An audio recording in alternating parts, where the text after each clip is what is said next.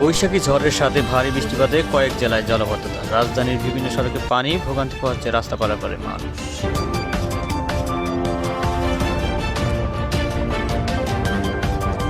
লালমনিরহাটে হাত, পা ও মুখে বালু ভর্তি অবস্থায় শিশুর মরদেহ উদ্ধার ও নাটোরে স্কুল শিক্ষার্থী জুই হত্যার বিচারের দাবিতে ফুঁসে উঠেছে এলাকাবাসী।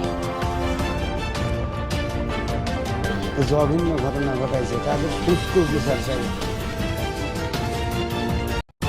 মানিকগঞ্জের মোটিভ শিল্পী মানবেন্দ্র ঘোষের বাড়িতে আগুন দেওয়ার ঘটনায় ছাত্রলীগ, আওয়ামী লীগ সহ ৮ নেতাকর্মীর বিরুদ্ধে রিমান্ড চেয়ে আদালতে প্রেরণ।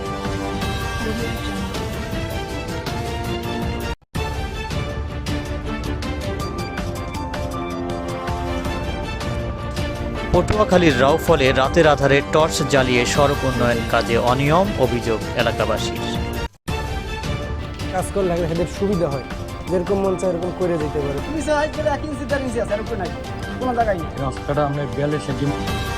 বেনাপোল স্থল বন্দরে বেড়েছে চোরের উৎপাত। উদ্বেগ বেড়েছে ব্যবসায়ী মহলে, নিরাপত্তা বাড়াতে দাবি বন্দর কর্তৃপক্ষের।